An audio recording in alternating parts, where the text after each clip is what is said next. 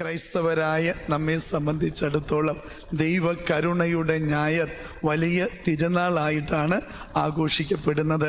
ദൈവകരുണയുടെ സന്തോഷം, സമാധാനം എന്നും നിങ്ങളുടെ ജീവിതത്തിലും കുടുംബത്തിലും ഉണ്ടായിരിക്കട്ടെ. കർത്താവിൻ്റെ കാരുണ്യം കൂടെ ഉണ്ടാകട്ടെ എന്ന് ആശംസിക്കും. കർത്താവിൻ്റെ കാരുണ്യം കൂടെ ഉണ്ടാകട്ടെ.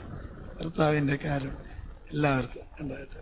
അവനൊന്ന് കണ്ണടച്ചാൽ, അവനൊന്ന് കൈവിട്ടാൽ തീരാവുന്നതേ ഉള്ളൂ നമുക്കുണ്ടെന്ന് പറയുന്നതൊക്കെ. അപ്പോൾ അവൻ്റെ കാരുണ്യമാണ് എൻ്റെ പ്രിയപ്പെട്ടവരെ ഓരോ ദിവസവും ഓരോ നിമിഷവും നമ്മൾ അനുഭവിച്ചറിയുന്ന യാഥാർത്ഥ്യം. അകത്തോട്ടിടക്കണ ശ്വാസം പുറത്തോട്ട് വന്നാലേ ജീവനും ജീവിതവുമുള്ളൂ. നമ്മുടെ കഴിവൊന്നുമല്ല, കർത്താവിൻ്റെ കാരുണ്യമാണ്. അതുകൊണ്ട് ഈ തിരുനാൾ ആഘോഷിക്കുമ്പോൾ തിരിച്ചറിയണം, ഓരോ നിമിഷവും എൻ്റെ ജീവിതത്തിലുള്ള ദൈവത്തിൻ്റെ ഇടപെടലുകൾ എത്ര വലുതാണ് എന്ന യാഥാർത്ഥ്യം. യേശുവിൻ്റെ ശിഷ്യന്മാർ യഹൂദരെ ഭയന്ന് കതകടച്ചിരിക്കുന്ന ഒരു പശ്ചാത്തലമാണ്. അതിലേക്കാണ്, വാതിലുകളൊന്നും തുറന്നിട്ടില്ല, എന്നിട്ടും കർത്താവ് അകത്തേക്ക് വന്നു എന്നുള്ളതാണ് ഈ വചനത്തിൽ ആദ്യം പറയുന്നത്. നിൻ്റെ ജീവിതത്തിൻ്റെ വാതിലുകൾ നീ എത്രത്തോളം കൊട്ടിയടച്ചാലും നിൻ്റെ ഉള്ളിലേക്ക് വരാൻ കഴിയുന്നവൻ്റെ പേരാണ് ഉദ്ധിതനായ ക്രിസ്തു എന്നുള്ളത്. ഈ വാതിലുകൾ കൊട്ടിയടക്കുന്നതിൻ്റെ കാരണം എന്താ? ഭയമാണ്. മറ്റുള്ളവരോടുള്ള ഭയം നിമിത്തം, അപകർഷത നിമിത്തം ഒക്കെയാണ് നമ്മൾ നമ്മുടെ ജീവിതത്തിൻ്റെ വാതിലുകൾ അടച്ച് അകത്ത് ഒറ്റയ്ക്കിരിക്കുന്നത്. ഇപ്രകാരം ഇരിക്കുമ്പോഴും നീ ഒറ്റയ്ക്കല്ല എൻ്റെ കുഞ്ഞെ, നിൻ്റെ കൂടെ ഞാനുണ്ട് എന്ന് വിളിച്ചു പറയുന്ന തിരുനാളാണ് കർത്താവിൻ്റെ കരുണയുടെ ഈ തിരുനാൾ എന്നറിയുക. ഇവരെ ശിഷ്യന്മാർ എന്ന് പോലും വിളിക്കാൻ പറ്റൂല. കാരണം എന്താ? ശിഷ്യൻ എന്ന് വെച്ചാൽ കൂടെ ആയിരിക്കുന്നവൻ, കൂടെ ഇരിക്കുന്നവൻ, ജീവൻ പോലും നഷ്ടപ്പെടുത്താൻ തയ്യാറുള്ളവൻ എന്നാണ് ശിഷ്യൻ എന്ന വാക്കിൻ്റെ അർത്ഥം. എന്നാൽ ഇവരെ വിളിക്കാൻ പറ്റൂല. കാരണം എന്താ? പിടിക്കപ്പെട്ട ആ രാത്രിയിൽ ഇവരൊക്കെ ഇട്ടിട്ട് പോയവരാ, ഉപേക്ഷിച്ച് ഓടി ഒളിച്ചവരാ, സ്വന്തം ജീവൻ മാത്രം രക്ഷിക്കാൻ വേണ്ടി ഗുരുവിനെ തനിച്ചാക്കി പോയവരാ. അവരാണ് ഈ ശിഷ്യന്മാർ. എന്നിട്ടും അവർക്ക് വേണ്ടി കർത്താവ് വീണ്ടും വന്നു എന്നുള്ളതാണ് കർത്താവിൻ്റെ കരുണയുടെ ഏറ്റവും വലിയ തെളിവ് എന്ന് തിരിച്ചറിയുക. വന്ന സമയത്ത് സംഭവിക്കുന്ന കാര്യം എന്താണ്? ആ കൂട്ടത്തിൽ തോമസ് ഉണ്ടായിരുന്നില്ല. തോമസ് മാത്രമല്ല, എമാവൂസിലേക്ക് പോയ ശിഷ്യന്മാരൊന്നും അവിടെ ഇല്ല എന്നുള്ളത് യാഥാർത്ഥ്യമാണ്. എങ്കിലും തോമസ് തിരിച്ചു വരുമ്പോൾ തോമസിൻ്റെ ഒരു വലിയ ഡയലോഗ് ഉണ്ട്. കാരണം എന്താ? കൂടെയുള്ള ശിഷ്യന്മാരൊക്കെ വിളിച്ചു പറയുക, ഞങ്ങൾ കർത്താവിനെ കണ്ടു എന്ന്. വലിയ സന്തോഷത്തിൻ്റെ കാര്യം. ഇത് കേട്ട് കഴിഞ്ഞപ്പോൾ തോമാസിൻ്റെ മറുപടി എന്താ? അവൻ്റെ കൈകാലുകളിലെ ആണിപ്പഴുതുകൾ കാണുകയും അവൻ്റെ കുത്തി തുറക്കപ്പെട്ട പാർശ്വത്തിൽ എൻ്റെ വിരൽ ഇടുകയും ചെയ്തല്ലാതെ ഞാൻ വിശ്വസിക്കുകയില്ല എന്ന്.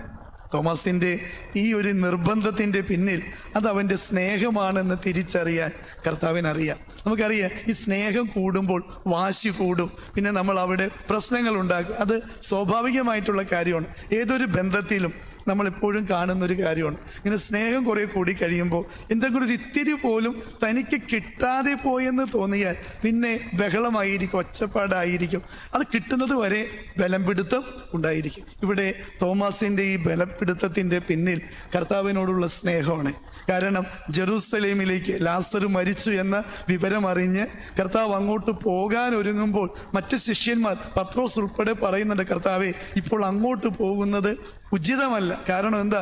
സമരിയ വഴിയാ നീ പോകാൻ പോണേ. അവിടെയുള്ള ആളുകൾ നിന്നെ കല്ലെറിയാനും കൊല്ലാനും അവസരം നോക്കിയിരിക്കുകയാണ്. അതുകൊണ്ട് പോകാതിരിക്കുന്നതാണ് ഉത്തമം എന്ന് പറയുമ്പോൾ കർത്താവ് പറയുന്നുണ്ട്, പോകാതെ പറ്റില്ല. കാരണം എന്താ? എൻ്റെ സ്നേഹിതൻ ലാസറാണ് മരിച്ച് അടക്കപ്പെട്ടിരിക്കുന്നത്, പോയേ പറ്റൂ എന്ന് കർത്താവ് പറയുമ്പോൾ ഈ തോമസ് ലീഹയാണ് മുന്നോട്ട് വന്ന് ധീരതയോടെ പറയുന്നത്, അങ്ങനെയെങ്കിൽ അവനോടൊപ്പം പോയി നമുക്കും മരിക്കാം. അത് ചെറിയ കാര്യമൊന്നുമല്ല. കാരണം കൂടെയുള്ളവരൊക്കെ ഭയന്നിരുന്നപ്പോൾ, മരണത്തെ പോലും പേടിച്ചിരുന്നപ്പോൾ ധൈര്യത്തോടെ വന്നിട്ട് അവനോടൊപ്പം പോയി മരിക്കാം എന്ന് പറഞ്ഞത് ഈ തോമസ് ലീഹ.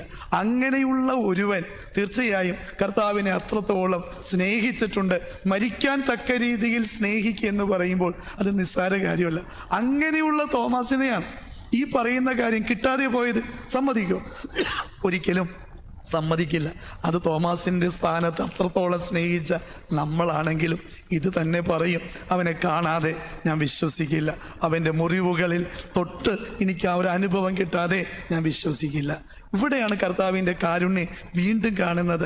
തോമാസിൻ്റെ ഈ ശാഠ്യത്തിന് മുമ്പിൽ, കുഞ്ഞുങ്ങളുടെ ബലപ്പെടുത്തത്തിൻ്റെ മുന്നിൽ അമ്മയും അപ്പനൊക്കെ എത്രത്തോളം ചെറുതാകാൻ തയ്യാറാകുമോ അതുപോലെ ഇത്രത്തോളം ചെറുതാകാൻ തയ്യാറാകുന്ന ഒരു ദൈവത്തെയാണ് നമ്മളിവിടെ കാണുന്നത്. ഒരാഴ്ച കഴിഞ്ഞ് പിറ്റേ ഞായറാഴ്ച എല്ലാവരും വീണ്ടും ഒരുമിച്ച് കൂടിയിരിക്കുമ്പോൾ കർത്താവ് വന്നത് ആർക്ക് വേണ്ടിയാ? ഈ തോമസിന് വേണ്ടിയാ. എന്ന് വെച്ചാൽ കർത്താവിൻ്റെ സ്നേഹം വ്യക്തിപരമാണ് എന്നുള്ളതാണ് ഈ വചനം നമ്മോട് പറയുന്ന കാര്യം. ആൾക്കൂട്ടത്തെ മുഴുവനും അവൻ കാണുമ്പോഴും നമ്മെ ഓരോരുത്തരെയും വ്യക്തിപരമായിട്ട് അവൻ അറിയുന്നു, സ്നേഹിക്കുന്നു എന്നുള്ളതാണ് കർത്താവിൻ്റെ കാരുണ്യത്തിൻ്റെ മറ്റൊരു പ്രത്യേകത. ഈ ആൾക്കൂട്ടത്തിൻ്റെ ഇടയിൽ ഞാൻ ഒറ്റയ്ക്കിരുന്നാലും ആരും എന്നെ കാണുന്നില്ല എന്ന് കരുതരുത്. നമ്മെ കാണുന്ന, നമ്മെ അറിയുന്ന, നമ്മുടെ ശാഠ്യങ്ങളുടെ പിന്നിലുള്ള സ്നേഹം തിരിച്ചറിയുന്ന ഒരു ദൈവമുണ്ട് എന്ന് നീ അറിയും. അതുകൊണ്ടാണ് തോമസിനെ പേര് ചൊല്ലി വിളിക്കുക, തോമസേ ഇങ്ങ് വാ. മുറിവുകൾ കാണിച്ച് സ്നേഹം വെളിപ്പെടുത്തുന്ന ഒരു ദൈവം. കാരണം മുറിവുകൾക്കപ്പുറം സ്നേഹം വെളിപ്പെടുത്താൻ വേറൊരു മാർഗമില്ല. ഞാൻ നിന്നെ സ്നേഹിച്ചു എന്നതിൻ്റെ അടയാളമാണ് നിനക്ക് വേണ്ടി ഞാൻ ഏറ്റെടുത്ത ഈ മുറിവുകൾ. ഇന്നും ഉണങ്ങാതെ ഞാനിത് കാത്തു സൂക്ഷിച്ചിരിക്കുന്ന എന്തിനാ? ഇതൊരു തെളിവാണ്. എൻ്റെ പ്രിയപ്പെട്ടവരിതാ, ഞാൻ സ്നേഹിച്ചു എന്നതിൻ്റെ അടയാളവുമായിട്ട് അവൻ കടന്നു വന്നിട്ട് പറയുന്നത് എന്താ? തോമസേ, ഈ മുറിവുകൾ കാണ്, നിൻ്റെ വിരൽ നീട്ടി എൻ്റെ പാർശ്വത്തിൽ വെച്ചോ. തോമസിൽ ഈ അപ്രകാരമൊന്നും ചെയ്യണില്ല, പക്ഷേ ഒരു വിളിച്ചു പറച്ചിലുണ്ട്, എൻ്റെ കർത്താവേ, എൻ്റെ ദൈവമേ. ആ വിളിയിലെല്ലാം ഉണ്ട്, ഇതിനപ്പുറം ഒന്നുമില്ല. ഇതാണ് കാരുണ്യം ലഭിച്ചവൻ്റെ ഉദ്ഘോഷണം. അവിടെ വേറൊന്നുമില്ല. കരുണയുടെ കുമ്പസാരക്കൂടിൻ്റെ മുന്നിൽ വന്ന് പലരും ഇങ്ങനെ നിലവിട്ട് കരയുന്നതിൻ്റെ കാര്യം തങ്ങളുടെ ജീവിതത്തിൻ്റെ ഭാരങ്ങളൊക്കെ ഇറക്കി വെച്ച് തമ്പുരാൻ്റെ കാരുണ്യം കൊണ്ട് പൊതിയപ്പെടുന്ന ഒരു അനുഭവത്തിലേക്ക് കടന്നു വരുമ്പോൾ ഉള്ളിൽ നിന്ന് വരുന്ന ഒരു പ്രകടനമാണിത്.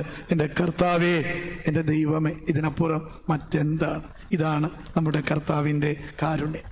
വചനം മുഴുവനും ഈ കാരുണ്യം തന്നെയാണ് നമ്മൾ തിരിച്ചറിയുന്നത്. ദൈവത്തിന് എത്രത്തോളം നമ്മെ സ്നേഹിക്കാൻ കഴിയുമെന്ന മനുഷ്യൻ്റെ ചോദ്യത്തിനുള്ള മറുപടിയാണ് തിരുവചനം മുഴുവനും. വേറൊന്നുമല്ല, ദൈവത്തിൻ്റെ കാരുണ്യം മാത്രമാണ്. ബൈബിൾ എന്ന് വെച്ചാൽ ദൈവത്തിൻ്റെ കാരുണ്യം. അത് പ്രകടിപ്പിച്ചത് ക്രിസ്തു തൻ്റെ ജീവിതത്തിലൂടെ നമുക്ക്, അവൻ്റെ വാക്കുകൾ, പ്രവൃത്തികൾ, അത്ഭുതങ്ങളെല്ലാം ഈ കാരുണ്യമല്ലേ. 5 അപ്പം കൊണ്ട് 5000-ലേറെ പേർക്ക് സംതൃപ്തിയുടെ വിരുന്നൊരുക്കുന്നതിന് മുമ്പ് വചനം എഴുതി വെച്ചിരിക്കുന്ന കാര്യം എന്താ? ഒറ്റ കാര്യമാണ്, യേശുവിന് അവരോട് അനുകമ്പ തോന്നി. ഈ ജനക്കൂട്ടത്തിൽ ഒരുവൻ പോലും ആവശ്യപ്പെട്ടില്ല ഞങ്ങൾക്ക് വിശക്കണ് അപ്പെന്താ. പക്ഷേ അവരുടെ ഒട്ടിയ വയറിൻ്റെ വിശപ്പ് കണ്ടറിഞ്ഞ് കർത്താവ് അവർക്ക് വേണ്ടി ആ വിജനപ്രദേശത്ത് അപ്പം വർദ്ധിപ്പിച്ച് നൽകിയത് അത് അവരോടുള്ള കരുണ തന്നെയാണ്, വേറെ ഒന്നുമല്ല.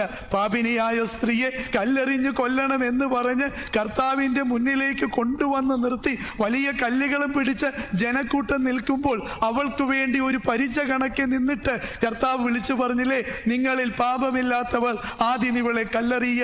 കരുണയുള്ള കർത്താവിൻ്റെ മുഖമല്ലേ. ആ വന്നവരൊക്കെ അവിടം വിട്ടുപോയി. അവസാനം വിധിക്കാൻ അധികാരമുള്ളവൻ പോലും അവളെ വിധിക്കുന്നില്ല. കരുണ കാണിക്കുന്ന ചിത്രം എത്രയോ സുന്ദരമാണ്. നഷ്ടപ്പെട്ടു പോയ മകൻ്റെ വരവിന് വേണ്ടി ഉമ്മറപ്പടിവാതിക്കൽ കണ്ണിമ ചിമ്മാതെ കാത്തിരിക്കുന്ന സ്നേഹനിധിയായ ഒരു അപ്പൻ്റെ ചിത്രം വരച്ചു വെച്ചിട്ട് ക്രിസ്തു പറഞ്ഞു കൊടുക്കുന്നത് എന്താ? ഇതുപോലെയാ, നീ എന്നെ ഇട്ടിട്ട് പോയാലും നിന്നെ വിട്ടിട്ട് പോകാൻ എനിക്ക് പറ്റൂല. കാരണം എന്താ? ഞാൻ നിന്നെ അത്രത്തോളം സ്നേഹിക്കുന്നു. ഇത്രത്തോളം സ്നേഹിക്കുന്ന ഒരു ദൈവം, കാത്തിരിക്കാൻ മനസ്സുള്ളൊരു ദൈവം വാതിലും തുറന്നിട്ട് കാത്തിരിക്കുമ്പോൾ പിന്നെ എങ്ങനെ നമുക്ക് മടങ്ങി വരാതിരിക്കാൻ പറ്റും? അതുകൊണ്ട് എൻ്റെ പ്രിയപ്പെട്ടവരെ, കരുണ കാണിക്കുന്ന കർത്താവ് നമ്മെ കാത്തിരിക്കുന്ന ദൈവം. അവൻ്റെ സ്നേഹത്തിൻ്റെ മുറിപ്പാടുകളും കാണിച്ചുകൊണ്ട് നമ്മെ ഓരോരുത്തരെയും വ്യക്തിപരമായി അവൻ സ്നേഹിക്കുന്നു, വിളിക്കുന്നു. എൻ്റെ കുഞ്ഞെ, നിനക്കിനി ആരുമില്ല എന്നോർത്ത് നീ സങ്കടപ്പെട്ട് ഭയപ്പെട്ട് പ്രയാസപ്പെട്ട് കഥ കടച്ചിരിക്കേണ്ട ആവശ്യമില്ല. കാരണം നിൻ്റെ കൂടെ ഞാനുണ്ട്. ഏത് അടഞ്ഞു കിടക്കുന്ന വാതിലുകളും തുറക്കാതെ തന്നെ അകത്ത് കയറാൻ പറ്റുന്ന കർത്താവ്.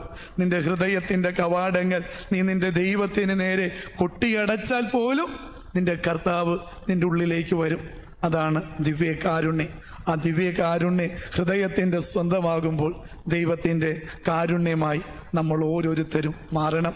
കാരണം കരുണ കാണിച്ച പിതാവായ ദൈവത്തിൻ്റെ കാണപ്പെടുന്ന പ്രതിരൂപമായിരുന്നു പുത്രനായ ക്രിസ്തുവെങ്കിൽ ആ പുത്രനായ ക്രിസ്തുവിൻ്റെ ഇന്നത്തെ കാണപ്പെടുന്ന പ്രതിരൂപങ്ങളായി ദിവ്യകാരുണ്യ ഈശോയെ സ്വീകരിക്കുന്ന നമ്മൾ ഓരോരുത്തരും മാറട്ടെ.